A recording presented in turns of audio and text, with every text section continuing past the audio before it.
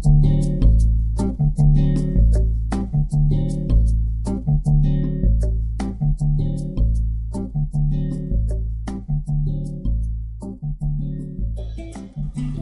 이번 시간에는 상관계수에 대해서 설명을 하겠습니다. 연속형 데이터를 분석할 때 연속형 데이터가 변수가 둘 이상 있는 경우에는 반드시 먼저 해야 될 분석적 이미지가 곧 산점도이고요. 그 산점도상에서 선형적인 관계의 정도를 나타내는 숫자를 우리는 상관계수라고 합니다. 상관계수라고 하죠.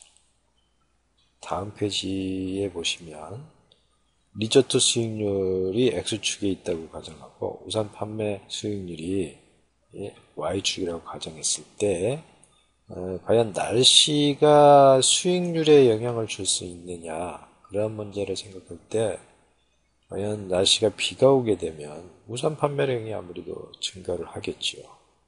판매량이 증가하지만 비가 올 때는 보통 이렇게 리조트에 쉬러 간다든지 그런 일은 잘 하지 않으려는 경향이 있을 거예요, 사람들한테. 그래서 리조트 수익률은 줄어들고 여기는 증가하고, 그런 식의 서로 반대로 움직이는 트렌드, 어떤 경향이 있다고 판단되어집니다. 그래서 우산 생산자와 리조트의 수익의 관계가 서로 리조트 수익률이 줄어들게 되면 이거는 늘어나게 되고, 물론 그 원인이 뭐다, 그런 것은 이 두 개에서 나타날 수 없지만 그런 관계를 파악해 볼 수 있을 겁니다. 그리고 또 어떤 TV 광고를 몇 시간 노출하느냐에 따라서 월별로 할 수도 있고 주별로도 할 수 있는데, 예를 들어 주당 2시간 노출했을 때, 주당 3시간 노출했을 때 그 주의 매출액이 얼마가 되는지, 즉 광고 노출 시간에 따라서 매출액에 전화에 영향이 있을 거라고 판단하는 경우에, 그런 경우에도 역시 어떤 연관성이 두 변인 간에는 연관성이 존재할 것이라고 판단하는 겁니다. 그런데 통계학에서 얘기하는 상관계수라는 것은 그 연관성이 선형으로 나타나는 것만을 얘기하고 있습니다. 즉 선형적인 리니어 트렌드를 보고자 하는 거죠. 리니어 트렌드의 경향이 강하면 상관계수는 절대값이 1로 접근하게 되고요. 그다음에 그 리니어 트렌드의 성격이 약화가 되면, 그러니까 리니어 트렌드라는 것은 선형 관계가 아니라는 얘기인데, 선형 관계가 아니면 관계가 없다라는 의미는 아니거든요. 관계가 쿼드레틱, 즉 2차형의 관계일 수도 있고요. 이와 같이. 그 다음에 그 관계가 이런 식으로 3차의 어떤 관계가 될 수도 있고, 그래서 곡선 관계죠, 이런 것들은. 그래서 곡선 리니어리티가 떨어진다는 건 곡선 관계 또는 어떠한 트렌드가 없는 이렇게 두리뭉실한 그런 관계까지를 다 포함하고 있는 겁니다.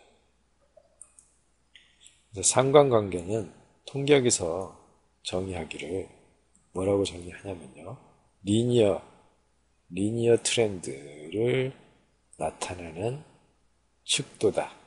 즉 리니어 릴레이션십, 즉 선형 관계를 나타내는 축도라고 정의를 하고 있습니다. 이것은 매우 사람들이 혼동을 하고 있는 부분이니까 반드시 기억에 남겨두고 이 이상 과하게 해석하거나 오용, 남용하는 그러한 사례를 줄여야 될 것입니다. 그래서 상관계수는 선형의 정도를 나타내는 데요. 산점도에서 2차원 산점도에서는 결국 선형이라는 것은 직선으로 나타나죠. 직선으로 나타내는데, 그 선형 관계가 강하면 강할수록 상관계수 절대값은 1에 접근하게 되고요. 1에 접근하게 되고, 선형 관계 멀어지면 0에 접근하게 됩니다. 그래서 이 상관계수는 칼 피어슨이라는 영국의 학자가 발표한 건데요. 그래서 피어슨 정률 상관계수라는 말로도 표현을 하고 있습니다.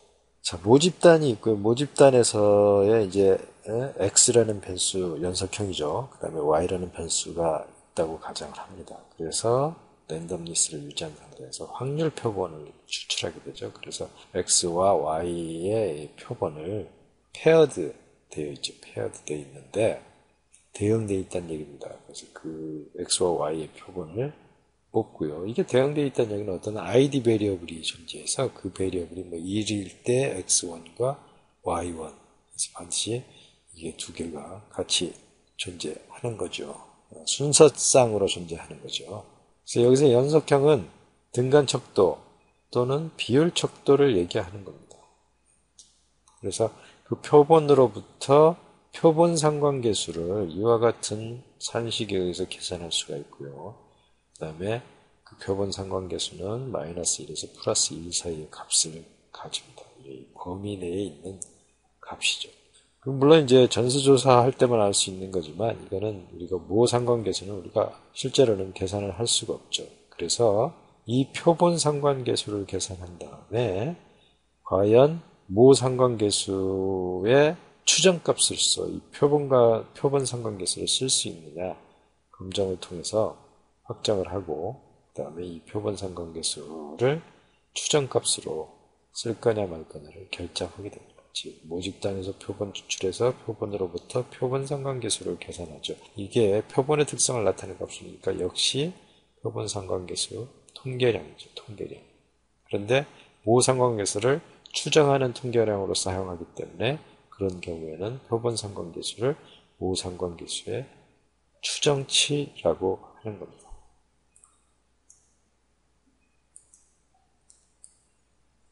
상관계수의 추정은 뭐 이와 같은 산식에 의해서 계산을 하는데요. 이런 산식을 뭐 구태여 암기를 할 필요는 전혀 없습니다. 뭐 통계학을 뭐 이런 쪽으로 공부하는 사람들은 암기를 하는 건데 그리고 이러한 산식에서 우리가 알 수 있는 것은 결국 x의 표준 편차와 y의 표준 편차의 곱분에 위에 x, y의 코베리언스를 나눠줘 버리는 거거든요. 그랬을 때 그게 마이너스 1과 플러스 1 사이의 값을 갖는다. 그런 거죠. 그러니까 결국은 이게 결국은 표준화의 개념이죠. 표준화시킨 것에 표준화시킨 변수의 곱의 합이라고 볼 수가 있습니다. 그래서 표본 상관계수는 이와 같이 계산을 하게 되는 겁니다. 여기 n-n-는 전부 다 약분이 돼서 이게 자승이니까 약분이 돼서 떨어져 나가면 이와 같이 계산되고 이게 sum of square죠. 이와 같이 계산되고 보통 모상관계수의 hat, 즉 추정치로서 표시를 하고 그것을 r로 표현을 합니다. 상관계수의 성질이 중요합니다. 아까 산식은 뭐 외울 필요는 없습니다. 근데 그 산식을 기초로 해서 과연 이 상관계수가 의미하는 것이 무엇인지를 파악을 해보는 것이 더 중요합니다. 여기 보시면요. 이런 그림을 산점도라고 하죠. 스캐터 플러스 산점도라고 하는데요. X 연속형 변수가 있고 Y 연속형 변수가 이렇게 있죠. 이렇게 있을 때 이 4분면을 각각의 평균 센터의 개념으로 이렇게 나눠보면 X의 센터는 이거죠. Y의 센터는 이것이 되는데 그렇게 해서 나눠보면 이 1사분면의 값은 결국 여기 상단에 보면 편차의 곱이거든요. 여기 보시면 편차의 곱에 expectation을 취한 것이 상관계수가 코베리언스가 되는 거니까 위쪽에는 코베리언스는 결국 편차의 곱이죠. 편차의 곱. 그래서 여기를 보시면 한번 요거를 가져오겠습니다. 요거의 편차는 요만큼이죠. 요만큼. 자, 이거를 레드로 할까요? 레드. 예, 요만큼이 편차고 이 y의 편차죠. 그 다음에 여기서 요만큼이 x의 편차죠. x의 편차. 그래서 y의 편차나 x의 편차나 이것이 다 여기서는 플러스죠. 플러스이기 때문에 두 값이 플러스죠. 그래서 여기서 플러스 이렇게 표시를 해놓은 겁니다. 그래서 두 개의 곱은 역시 여기는 플러스가 되죠. 그다음에 여기는 결국 이건 뭐 마이너스 편차가 되는 거죠. 이렇게. 예, 이렇게 하면 여기도 마이너스 길이고 마이너스. 그래서 마이너스 마이너스에 곱을 하면 여기가 플러스가 되죠. 그래서 1사분면과 3사분면에 있는 이 산점에서의 편차의 곱이라는 것은 결국 플러스가 되는 거고요. 그 다음에 2사분면과 4사분면에 있는 이런 데이터들은 전부 마이너스가 되는 거예요. 그래서 여기는 마이너스가 되죠. 그래서 마이너스 플러스를 서로 곱하니까 부호가 반대가 되니까 마이너스가 되는 겁니다. 그래서 이 데이터점들이 트렌드를 이런 식의 우상향 방향으로 이렇게 방향이 되어 있다면 플러스 마이너스 관측점들이 많아지기 때문에 그 편차의 곱을 다 더하게 된다면 결국 이것은 플러스가 많으니까 마이너스 상쇄되고 플러스가 많기 때문에 결국 플러스의 값을 가지게 되죠. 그래서 트렌드가 이쪽 방향으로 이렇게 돼 있을 때는 플러스를 가지게 되고 플러스 상관계수를 가지게 되고 트렌드가 반대로 이렇게 되는 경우는 마이너스 관측점들이 많아지죠. 이렇게. 그리고 플러스 관측점들이 상대적으로 작게 되죠. 그래서 그렇게 해서 곱해서 합을 하게 되면 결국 이런 경우에는 마이너스가 되는 겁니다. 마이너스가 되는 겁니다. 그래서 상관계수가 트렌드가 양의 우상향 방향으로 이렇게 돼 있을 때는 플러스 상관계수를 가지게 되고 이렇게 우하향 방향으로 돼 있을 때는 마이너스 상관관계를 가지게 됩니다. 결국 x가 증가할 때 우상향 방향으로 돼 있다면 x가 증가할 때 y도 증가하는 경향이 있다라고 보는 거고요. 만약에 이렇게 우하향으로 돼 있다면 x가 증가할 때 y는 감소하는 경향이 있는 것으로 판단하게 되는 거죠. 자, 이 페이지는요. 상관계수를 계산하는 간단한 몇 개, 5개 데이터를 가지고 계산하는 예를 지금 보여주고 있습니다. 그래서 상관계수 계산은 x와 y 값, x 값이 이렇게 됐고 y 값이 이렇게 됐을 때 x와 y 값을 표준화합니다. 표준화하고요. 그렇죠? x와 y 값을 표준화한다 돼 있고 그 표준화한 값을 서로 곱한 값들을 평균 에버리지 한다. 에버리지 하는데 n으로 나눈 게 아니라 n-1로 나눕니다. 그래서 이 두 개를 표준화한 값들이 여기에 있고요. 이 두 개를 곱하기 하는 거죠. 그래서 이게 처음에 표준화한 값이고 이거 두 번째 표준화한 y를 표준화한 거죠. 그래서 두 개를 곱한 것이 바로 옆에 이렇게 표시되어 있고 그것을 합한 값이 이와 같이 3.18이 계산이 됐습니다. 그리고 그것을 n-1로 나눈 값이 바로 이것이 되는 거예요. 네? 그렇죠? 0.79가 되는 거예요. 그래서 n-1로 나눈 것이 0.79가 되고 그것을 우리는 상관계수라고 합니다. 결국 여기서 뭘 보여주고 있는 거냐면요. x값, y값에 대한 표준화 값을 표준화하면 값이 어떻게 되냐면 x의 평균이 제로고 y의 평균이 제로고 그 다음에 표준 편차가 분산이 1이 됩니다. 1. 그래서 표준 편차가 1이 되는 거죠. 그 표준화 값을 곱해서 합한 거, 프로덕트썸이죠. 곱해서 합한 이것을 n-1로 나눠주면 상관계수가 된다. 그런 거죠. 그리고 결국 상관계수 안에 표준화됐다는 겁니다. 그래서 코릴레이션을 계산했다는 얘기는 두 연속형 변수를 표준화한 그런 개념입니다. 표준화해서 곱한 거죠.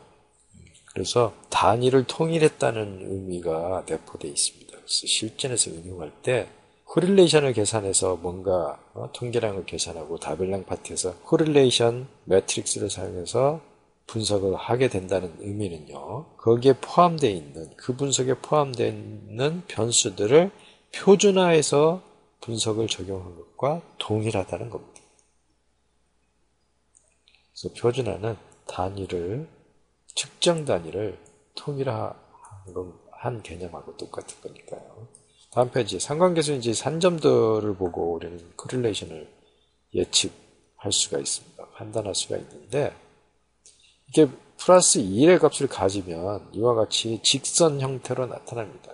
이게 2차원이니까 이것을 스트레이트 라인 직선이라고 표현하는 거지만 사실은 리니어러티죠. 리니어러티, 선형이란 말은 직선이란 말 자체를 포함하고 있습니다. 선형이라는 개념 안에 직선이라는 하나의 요소가 있는 거죠. 이게 2차원이니까 그런데 3차원이 되면 3차원에서의 리니어러티 선형이라는 것은 직선이 아니고 휘어져 있지 않은 평면이 3차원 공간상에 펼쳐진 거죠. 휘어져 있지 않은 평면이요. 그 평면을 우리는 리니어러티라고 하는 겁니다. 2차원일 때는 직선이 되지만 3차원이 되면 면이 되죠. 휘어지지 않은 평면이 곧 리니어러티가 되는 거고. 4차원으로 확장한다면 물론 우리는 볼 수가 없지만 그 개념을 동일하게 확장한다면 4차원에서는 휘어지지 않은 직사각형의 어떤 형태, 일종의 무슨 높이가 있는 판이라고 생각하면 되죠. 판이 휘어져 있지 않습니다. 그것이 4차원 공간에 있는 거죠. 그러니까 4차원 공간의 평면이라는 것은 휘어지지 않은 3차원 공간이 있는 거고, 그 다음에 3차원에서의 리니어러티라는 것은 휘어지지 않은 2차원 평면이 있는 거고, 2차원에서의 리니어러티라는 것은 휘어지지 않은 이와 같이 직선이 있는 거죠. 음수가 되면은 이와 같이 되는 겁니다. 이와 같이 부하향으로 표시가 되는데요.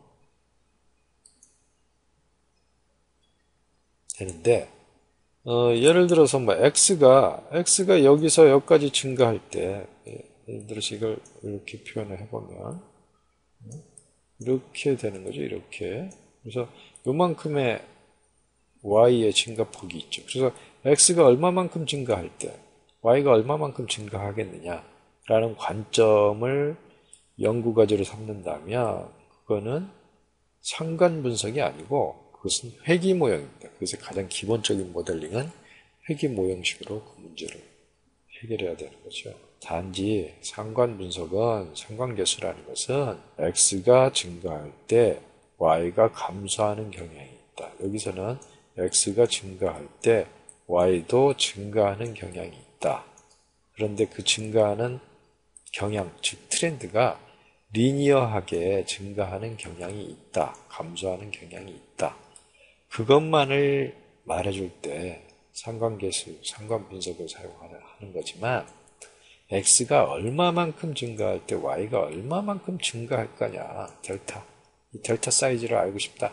그렇게 됐을 때는 그것은 상관분석이 아니고 회귀분석으로 넘어가야 됩니다. 그래서 그 상관분석과 회귀분석의 두 경계점을 정확하게 이해를 하고 기억을 하고 계셔야 됩니다.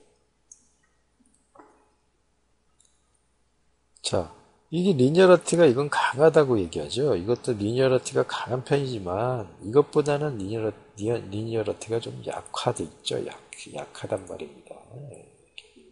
이렇게 약화돼 있죠. 약화. 이게 이제 선형성이 좀 더 안 좋아졌죠. 이거 대략 한 요 정도 되면은 이게 플러스 0.9 정도 되는 거고, 절대값이 한 0.7 정도 되면 요 정도 퍼져 있죠. 요 정도. 이건 뭐 제가 대충 그려놓은 게 아니라 모의 실험 데이터를 사용해서 정확하게 그려놓은 거기 때문에 난수를 사용해서 그려놓은 겁니다. 그리고 0.5 정도 되면 약간 여기 그렇죠? 여기가 약간 이렇게 기울어졌어요. 여기 요 부분이 그래서 거의 원형처럼 이렇게 보이죠. 그다음에 상관계수가 제로가 되면 거의 뭐 트렌드를 알 수가 없어요. 이렇게 생겼다, 이렇게 생겼어. 그런데 이 산점의 모양이 예를 들어서 이렇게 2차식으로 이렇게 휘어져서 이게 산점들이 분포되어 있을 때도 이게 대략 0에 가까이 나타납니다. 중간이 없어도. 그런 거니까 항상 코릴레이션을 분석하기 전에 반드시 해야 될 것은 일단 산점도를 그려보는 거예요. 무조건 산점도를 그려서 그걸 보고 판단해도 늦지 않죠. 그래서 이거는 x가 증가할 때 y가 증가할지 감소할지 뭐 그것이 잘 몰라요. 알 수가 없어요. 어떤 트렌드가 이렇게 형성되어 있지 않기 때문에 판단하기 힘듭니다. 이러한 그림은. 그럴 때 코릴레이션이 0이 된다. 이런 것. 이 그림이 지금 중요한 그림인데 산점들을 딱 보면 상관계수가 얼마쯤 되겠다라고 대략 추측이 잘 되도록 산점들을 항상 그려보면서 어느 정도 상태인지를 확인하는 평상시에 연습이 필요합니다. 자, 이제 상관계수를 가설검증하는데 보통 통계 패키지에서 상관계수 옆에 T값이 나타나는 경우가 있는데 바로 이것을 얘기하고 있는 겁니다. 그래서 뭐 역시 T분포를 따르기 때문에 그런 건데 연가설은 모 상관계수가 0이다라는 거고 그 모 상관계수가 0이라는 가설을 유수준 5%에서 기각하게 된다면 0이 아니라는 거고 그때 이제 출력 결과에서 나타난 표본 상관계수가 결국 이 모 상관계수의 추정값으로서 사용을 하게 되는 거죠. 그래서 이건 뭐 x값이 이렇고 y값이 이렇게 여기 보시면 측정 단위가 다르죠. 여기는 뭐 2, 4, 뭐 커봐야 5.2 정도밖에 안 되는데 여기는 뭐 41, 57 뭐 이렇게 숫자가 이거보다 훨씬 크죠. 크지만 이것을 결국 표준화해서 곱한 것을 n-1로 나눈 것이 곧 피어슨 상관계수이기 때문에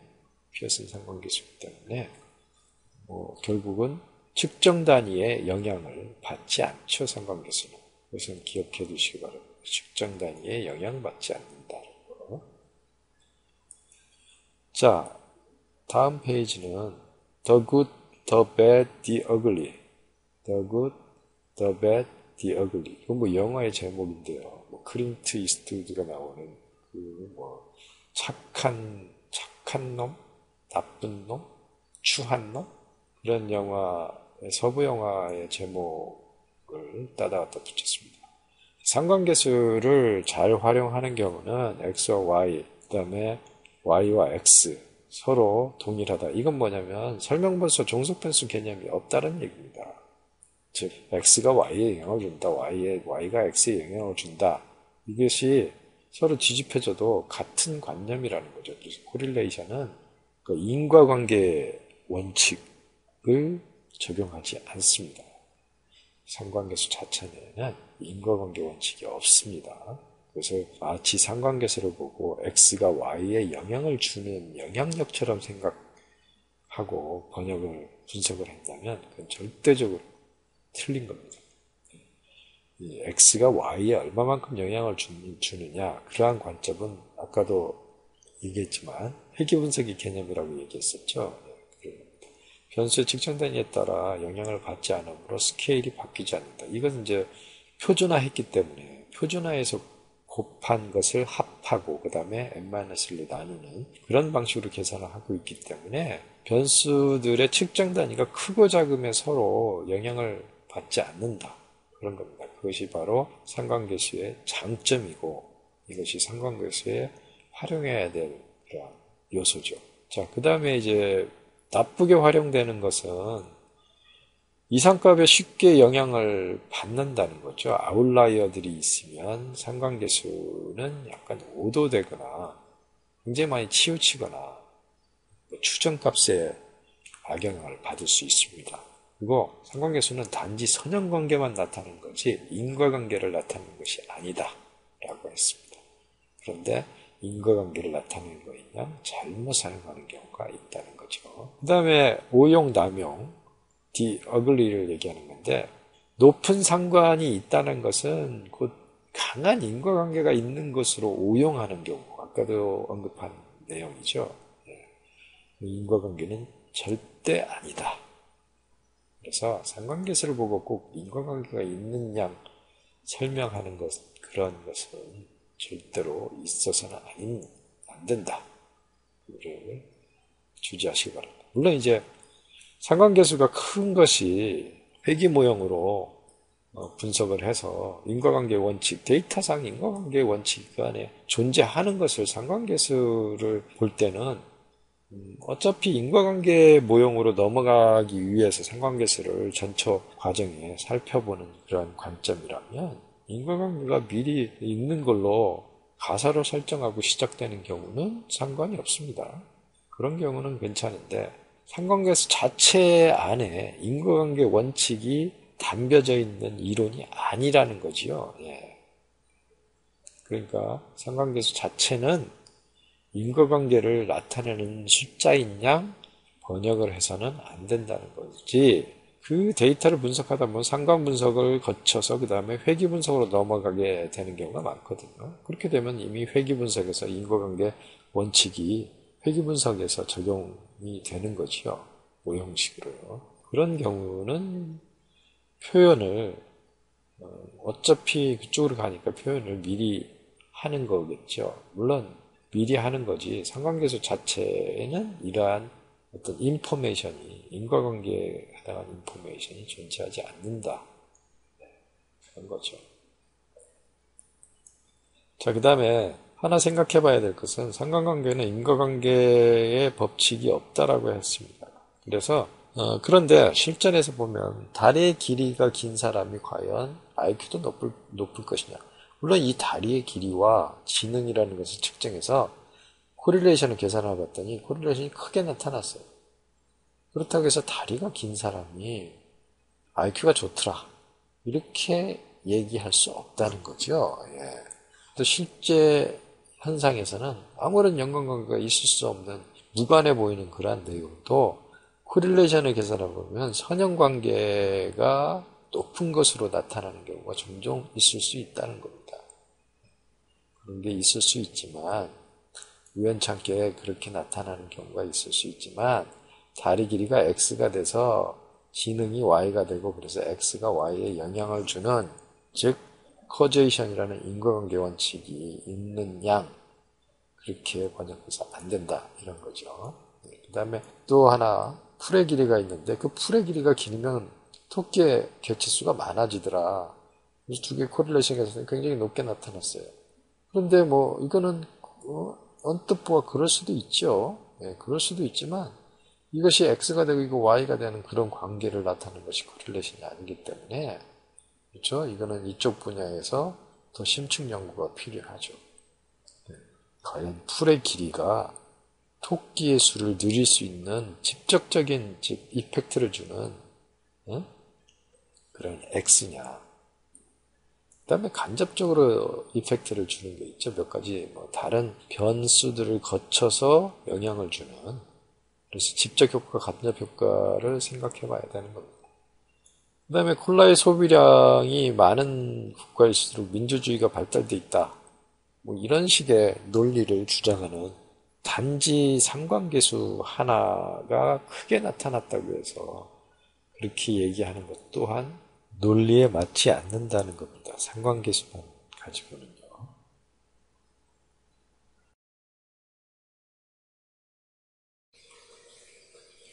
이제 엑셀을 사용해서 실제 예제 데이터를 한번 다뤄보기로 하겠습니다. 자, 추가 기능이 있고요. 추가 기능으로 가서 예제 데이터를 소가격 데이터를 읽겠습니다. 소가격 데이터 보면 뒤에 다른 시트에 다른 예제 데이터를 이렇게 넣어놨습니다. 자, 이런 식으로 넣어놨거든요. 네, 소가격 데이터죠. 그래서 이것은 첫 번째 건 연도고 아이디 변수에 해당한 거고요. 그 다음에 소가격, 소생산량, 돼지 1인당 돼지 닭고기 생산량이고 1인당 소 생산량이고 이건 1인당 가처분 소득이고 물가지수인 CPI고 그렇게 기록되어 있는데 다 연속형이고 물가지수는 연속형에서 등간 척도고요. 이것들은 비율 척도에 해당한 겁니다. 분석에서 상관 분석으로 갑니다. 데이터 입력, 데이터 연결 단추 누르고요. 아까 소가격 데이터로 이동한 다음에 분석할 때 이것을 이렇게 블럭을 지정해서 이 데이터를 읽겠다라고 지정할 수도 있고요. 만약에 지정하지 않는다면 데이터 셋, 즉 데이터 에어리어 영역에 아무데나 커서를 중간쯤에 이렇게 갖다 놓습니다. 중간이나 뭐 걸쳐 놓는 거죠. 대신에 이렇게 블럭을 잡으면 이 블럭 잡힌 이 리전만 분석하겠다는 뜻이 되니까 이렇게 놓는 거죠. 이렇게 놓고 연결 단추를 누르면 이게 나타나죠. 그리고 연도를 ID 변수로 지정하고 확인하면 이와 같이 연결이 되고요. 아까 노 데이터를 보면 이와 같이 블럭이 잡혀져 있는 걸 볼 수가 있습니다. 그러니까 프로그램에서 아예 블럭을 잡지 않는 경우에 블럭을 잡아서 처리하게끔 해놓은 거죠. 해놓은 건데, 자, 다시 예를 들어서 만약에 이만큼만 분석하겠다. 아니면 연도 포함해서 이렇게 분석하겠다. 이렇게 된다면 자, 데이터 연결을 눌러보겠습니다. 그렇게 해서 연도를 지정하고 확인을 하면 그만큼만 들어오죠. 여기서 71년도까지 들어왔고 아까 노 데이터도 역시 71년도까지 이렇게 해놓은 거죠. 그런데 이렇게 블럭을 꺼버리고 다시 데이터 연결한다면 프로그램에서 여기 있는 데이터, 가상의 데이터 영역을 잡게 프로그램을 해놨습니다. 그래서 연도 확인을 하면 다 들어오죠. 그래서 이미 블럭이 이렇게 잡혀져 있는 거를 확인할 수가 있습니다. 자, 이와 같이 이제 연속형인 데이터를 읽었습니다. 그리고 다음 옆에 시트로 이동하면 이와 같이 산점도가 나타난대요. 소가격이 종속변수 y니까 y로 놓고 소생산량 그래서 바꿔가다 보면 이와 같이 표시가 되죠. 이건 뭐 레이블을 추세선 적합이 눌려져 있는데 추세선 적합을 하지 않는 걸로 그러니까 추세선 제거를 누르면 추세선이 제거되거든요. 이거는 XY의 평균점을 지금 스타로 표시를 해 놓은 겁니다. 축 자동 설정은 이와 같이 자동 설정이 되는데 자동 설정이 이렇게 0으로 되니까 축 범위 설정하면 최대 최소값에서 적당한 크기로 상하 좌우의 여백을 줘서 설정하게 되어 있습니다. 이건 뭐 눌러보면 알 수 있는 거죠. 그리고 레이블을 나타내기를 눌러주고 여기 연도를 표시하면 연도가 보다시피 이렇게 나타나죠. 소가격, 소생산량 2차원 산점도에서 소생산량이 얼마고 소가격이 얼마다 이렇게 표시를 됐는데 여기에서 물가지수로 표시하면 그 해당된 데이터의 물가지수가 얼마였는지를 이렇게 확인해 볼 수가 있습니다. 즉 X변수, Y변수 이외에 제3의 변수의 변수값을 산점 외에 레이블로 표시를 할 수가 있는 거죠. 그 다음에 이 제목이 마음에 안 든 경우는 제목을 바꿔주면 되죠. 여기서 산점도 이렇게 하면 산점도 이렇게 버리죠. 이걸 지워주면 원래 제목으로 돌아가고요. 전체 35개 케이스라는 걸 알 수가 있고 결측 케이스는 없다는 걸 알 수가 있고 표본 크기 35개, 공분산 21.32, 그다음에 피어슨 코릴레이션이 0.3849가 나타나 있고요. 그 다음에 결정계수 R이 0.148에 14%의 설명량밖에 안 되죠. 그러니까 결국 추세선 적합해서 선형으로 주고 RSQ 수식을 차트에 표현한다 이렇게 표현하고 닫기 하면 이렇게 되고 여기가 R스퀘어가 그죠? 여기 나타나 있는 걸 볼 수 있죠. 그래서 이거를 옆으로 이동시켜 놓고 보면 이렇게 되는 거죠. 이렇게 X 베리어블이 지금 소생산량이니까 소생산량이 1.9328 정도의 Y에 플러스 영향을 주고 있다. 그런데 이것이 R스퀘어가 너무 작기 때문에 이것은 선형 적합도가 형편없죠. 그러니까 이런 경우에는 쓰지 않는 것이 좋습니다. 물가지수로 바꿔보겠습니다. 물가지수로 바꿔주면 여기 바꿔주죠. R스퀘어가 83.14%로 아주 큰 값이 나타났어요. 그리고 리니어 트렌드에서 크게 많이 벗어나지 않고 레이블을 꺼보면 이와 같이 볼 수가 있습니다. 매트릭스 플랫 시트로 넘어가서 여기는 자동으로 계산하게끔 해놓지 않았습니다. 그러니까 행렬도표를 눌러주면 블럭을 잡고 행렬도표를 작성하지요. 작성하게 되고 보다시피 이게 줄여서 볼까요? 줄여서 보면 이 X축은 여기가 물가지수고 Y축은 가처분 소득이거든요. 이렇게 그랬을 때 이건 굉장히 리니어리티가 좋죠. 이게 소가격을 중심으로 보면 이렇게 돼 있고 이렇게 돼 있고 이렇게 돼 있고 이렇게 돼 있다는 것을 볼 수가 있습니다. 그리고 코릴레이션 매트릭스에 매트릭스로 이동하면 0.384 0.83, 89, 91 이렇게 나타났고 매트릭스에서 이게 38이고 89고 이게 91에 해당하는 그 산점도라는 것을 알 수가 있습니다. 그래서 이렇게 매트릭스 형태고 그것을 코릴레이션 수치로 표시한 것이 바로 여기 이와 같이 표현되어 있다는 걸 알 수 있죠. 이것은 피어슨 코릴레이션이고 그 다음에 켄달의 랭크 오드 코릴레이션에 해당하는 켄달의 코릴레이션 얘기하고 스피어만의 랭크 오드 코릴레이션입니다. 이게 그래서 해당된 걸 눌러줬을 때 코릴레이션이 바뀌죠. 그 다음에 코베리언스 공분산 행렬이죠. 공분산 대각선이 바로 분산이고 이 대각선을 중심으로 상하 삼각행렬 쪽에 있는 것이 바로 코베리언스 공분산이 되는 겁니다. 그 다음에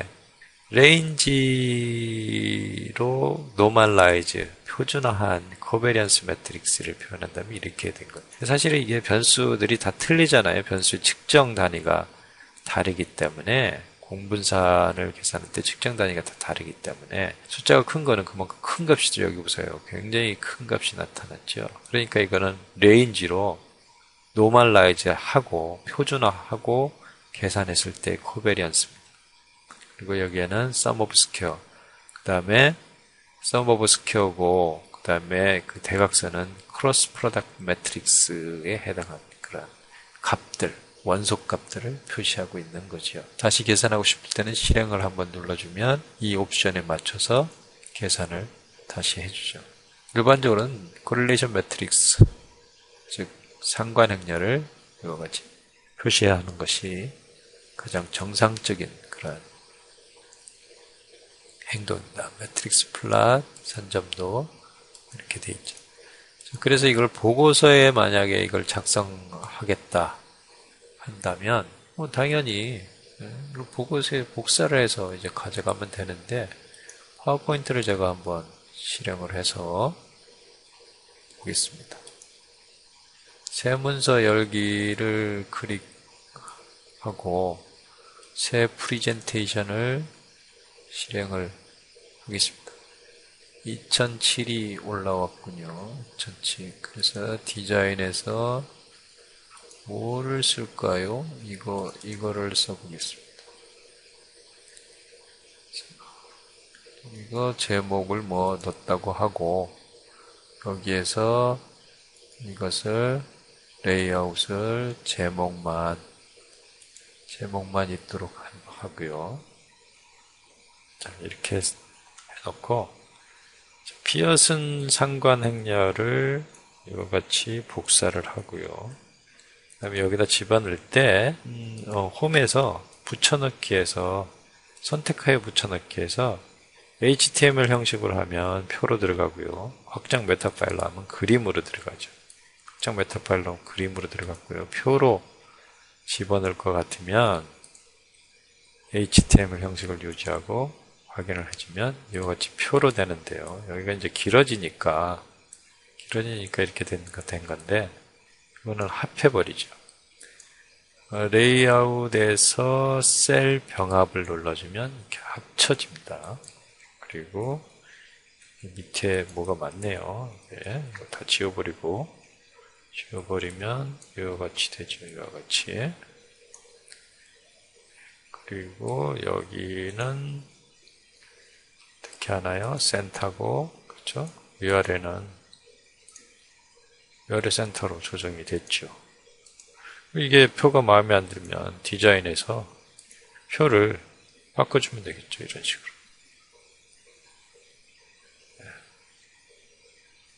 표를 바꿔줘도 됩니다.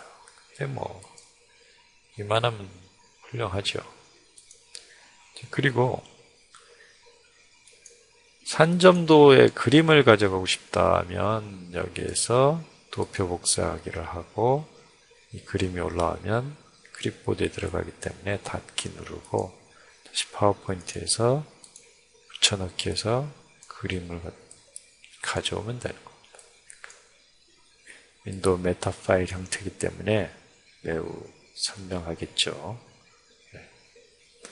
자, 그리고 코릴레이션에서 자, 여기에서 이제 그림을 가져가겠다. 그럼 도표 복사기를 하면 이건 그림이 많죠. 그러니까 이와 같이 이렇게 돌려볼 수가 있거든요.